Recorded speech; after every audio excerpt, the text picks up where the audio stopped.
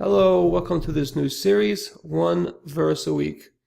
What I hope to do in this series is to go through the traditional Jewish reading cycle for the Torah, the first 5 books of the Hebrew Bible, the 5 books of Moses, and to take the weekly Torah portion, the Parashat HaShavua, and to pick one verse, one pasuk from each parsha, each portion, and to go through it, pointing out vocabulary, points of grammar, things like that, just to sort of orient you as to how one goes about translating verses from the Hebrew Bible. If you find my work, my various video series to be of interest or to be beneficial to you in your studies, I wish you would consider supporting this channel. You can follow a link below in the description to my Patreon page or to my PayPal account if you want to make a donation. Also, if you would like to sponsor a class in the memory of a loved one that is available, please contact me. Okay, so Parashat Bereshit, rather. You have to pardon my Ashkenazis. In my daily life, I use the traditional Ashkenazi pronunciation. However, in these classes, I will be using the modern pronunciation that I used in the other video series that I produced thus far. So, Parashat Bereshit is the first parsha in the book of Genesis, or the book of Bereishit. It can be found in Genesis 1 through 6:8. And this is for the reading cycle for the Jewish year 5779. Okay, let us begin.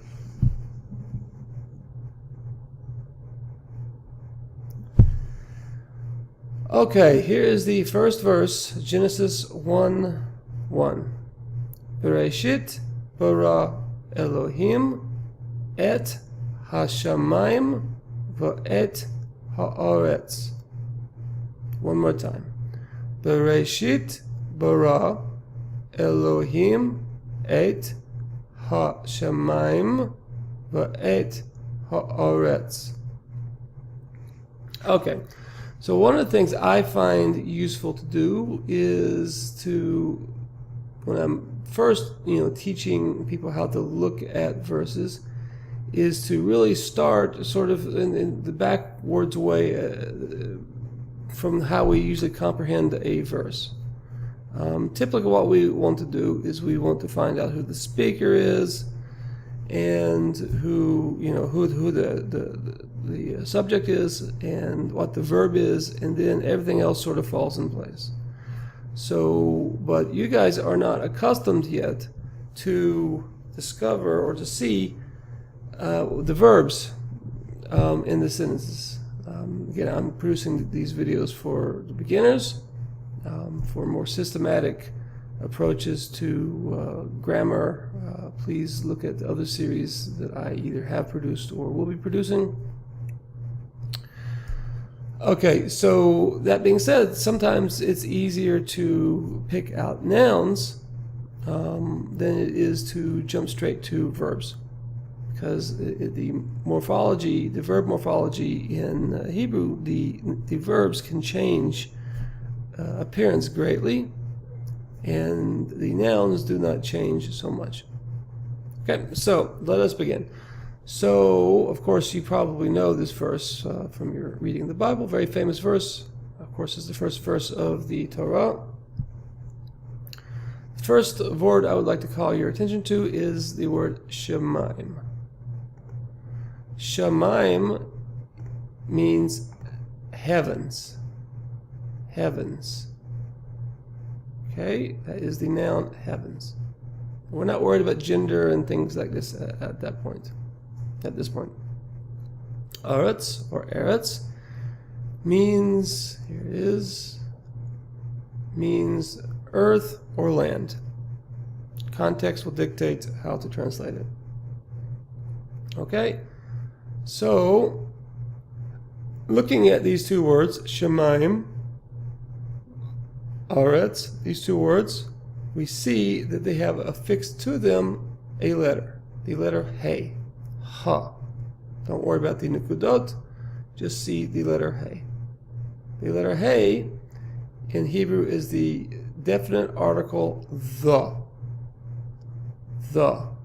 So we have Haaretz, the land or the earth, and Ha-Shemaim, the heavens. Haaretz, the land, Ha-Shemaim, the heavens. Okay, and then we have the Vav. Look over here, the Vav is connected here, V, and that means and. Okay, perhaps I should have presented this one first. 8 is the direct object particle. 8. So, whenever I'm looking at a sentence and I see an 8 and an 8, I see it as direct objects. Direct objects, and that tells me automatically that there's a verb that's going to be doing an action directly to something. Okay, so that already primes me to the sentence, what's going on here. So we have et ha-shamayim. Again, et is not translated, it just is a signal that there's a direct object, et ha-shamayim. Something is being done directly to ha-shamayim, the heavens. Va, and et haaretz. And something's being done directly to haaretz, the earth. Et ha-shamayim, something is being done directly to the heavens. Va, and et haaretz, something is being done directly to haaretz, the earth. Okay, so we've effectively tackled half of this sentence here without even getting into the subjects and the verbs. Okay, in Hebrew, typically, there are some places for poetic reasons where this might not be the case, but typically the subject is going to come after the verb. So we have here the word Elohim. Elohim, of course, is the name of God. For study purposes, it's fine to pronounce it. But typically, we would not just pronounce it straight out of respect, unless we were in study or in prayer. Also, if you're taking notes at home, I would suggest not writing this name for fear that you might come to throw away that paper, or you might take it to a place that's not so nice, not so clean. So whatever the case, just out of respect for the name, just don't write it. You'll see the name plenty, so there's no need to really have it in your notebook, because you'll see in every page of the Hebrew Bible this word is going to be there. Okay, so Elohim means God. Okay, so here is the subject. So Elohim, God, did something et ha-shamayim, directly to the heavens, ve'et ha'aretz, and directly to the earth. Okay, so typically speaking, the noun is going to have the verb directly in front of it.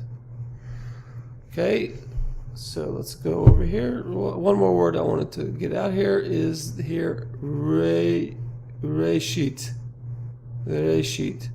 Bereishit is in an interesting form, so I don't want you to take too much of an import to what's going on here.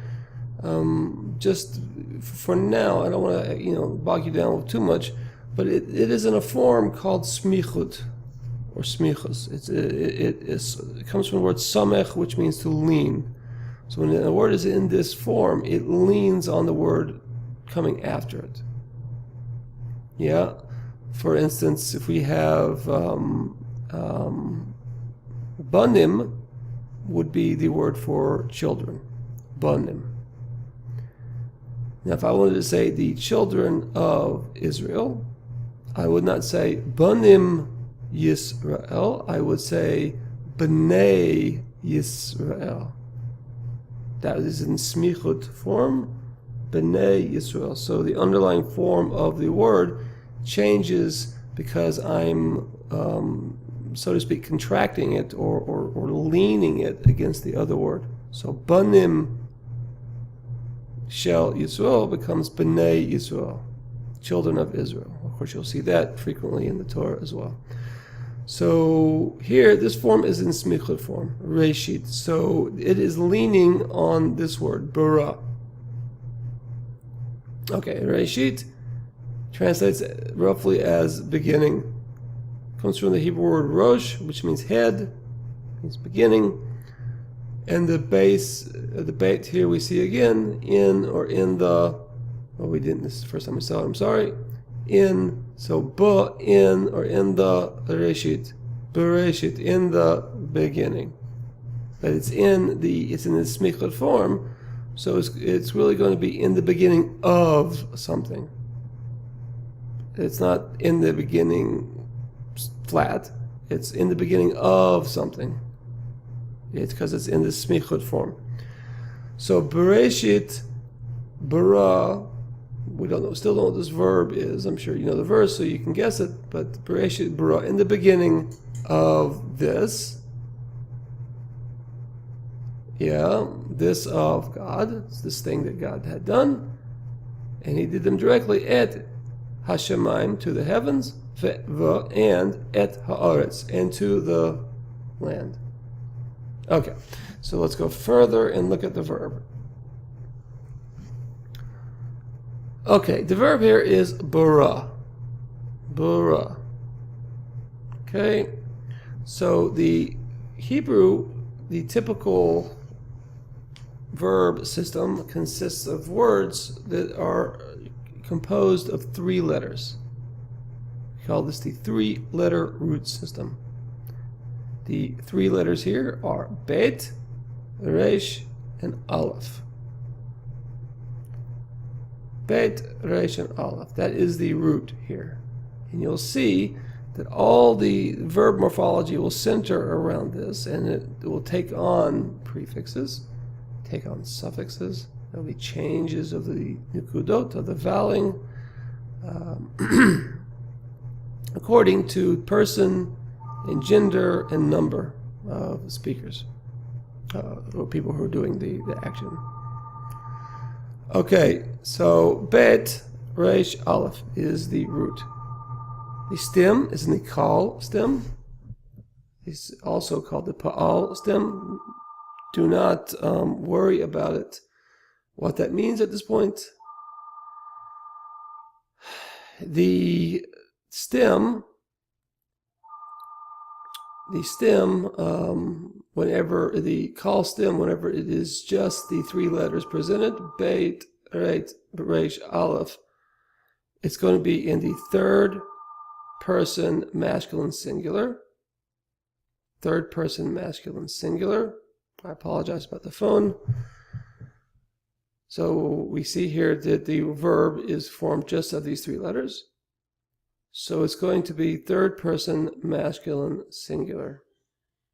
Now, if there had been some other suffixes or prefixes, we're going to see that it is not, that is not the case. We're going to see that it's going to, the person, gender, and number is going to change according to the clues that are attached to this root, either prefixes or suffixes. Okay, fine. And finally, as you know, as you can already guess, because you know this verse, it means the word bara means create, and because it's 3rd person masculine, because it's kal, and it's just the 3 letters from the root presented, it means He created. Okay, so let's plug this into the verse. Bereishit bara, in the beginning, and it's smichut, so it's in the beginning of bara Elohim, the creation of Hashem, or the creating of Hashem. This is a little hard translation because this is not really typical to see it like this. A lot of times you don't see whatever. So bara Elohim. So Bereishit bara Elohim, in the beginning of God's creation. Creation of what? Direct object. Es et Hashemayim va'et haaretz. Hashemayim, the land, the heavens, va'et haaretz, and the earth. Okay, so let's put all that together into a translation. Bereishit bara Elohim et Hashemayim va'et haaretz. My translation is something like, again, translation is an art. There's no such thing as a direct translation. It's hard to capture nuances from one language to the other. My translation is, in the beginning of God's creating of what? Of the heavens and the earth. Now, I have a dash here to show that this is really not the end of a sentence here. See, the verses were added to the text, not by Jews. They were added to the text by medieval Christians, maybe even early Renaissance Christians. And the original Hebrew text does not have these verses as we know them today. This verse really stops in the middle of a sentence. Okay, so to see it, you'll see what it means. In the it says in the beginning, God created the heaven and earth, and at that time, or then, the earth was tohu and vohu. It goes on about what was with the earth. Okay, so this just signifies that this is not the end of the sentence, but rather the sentence continues in the next verse. So that is my translation. In the beginning of God's creating of the heavens and the earth. So look at some other translations, and let's compare that to the translation, my translation, or to the Hebrew text. Okay, the well-known KJV. In the beginning, God created the heavens and the earth. So here I will note that the problem is the translator does not note that this is in smichut form. It's in the beginning, and then God created. So really it's in smichut form, so it would be in the beginning of God's creation. Okay? No doubt they were thrown out because of this oddity with bara, which as you get further, you'll understand. Okay. The NIV, New International Version, did the same thing. Okay, note that they put a period here. They see these as self-contained, complete statements. In the beginning, God created the heavens and the earth. Whereas the Hebrew text, if you really look at the Hebrew text, you'll see that it is not a self-contained verse. Really, it is one sentence that is continued into the next verse. Okay, the NRSV does a little better. In the beginning, when God created the heavens and the earth, so they try to associate beginning with God creating, so they introduce the word when to show that there's some sort of connection, and they put a comma here at the end of the verse as opposed to a period in recognition that the sentence actually continues into the next verse. Okay, those are three well-known, oft-used Christian translations. Okay, let's look at a couple of Jewish translations. The JPS, they translate, when God began to create heaven and earth. Okay, so begin. So this is really a loose translation here. What they tried to do is do away with the sort of grammatical oddity of having a smichut form on a verb, as it appears here in this verse. But nevertheless, they decided to go loose with it. when God began to create, so began is obviously Bereishit, so debate. So in the, on occasion, can be translated as when. Sometimes when makes more sense with the debate prefix. Heaven and earth, and they also choose to put a dash here to signify that the sentence is not self-contained, that in fact this is not a sentence, that the sentence is continued in the next verse. Okay, and finally the stone, the popular stone Chumash, art scroll, probably the most widely used Chumash today. They translate in the beginning of God's creating the heavens and the earth. So they associate Bereshit in the beginning. They put an of in there to associate the beginning with God's creating. When in that smichut form, they're trying to allude to that grammatical form there. That somehow this Bereshit is somech on bara Elokim, God's creating. It leans on it. Okay, and finally the heaven. What did God create? The heavens and the earth, of course. And they also choose to put a dash there to signify that the sentence does not end here. It is continued on in the next verse. So overall, this time around, the stone, I think, is the more accurate Hebrew translation. We can go back and look at the text one last time. The Hebrew text: Bereishit bara Elohim et hashamayim ve'et haaretz.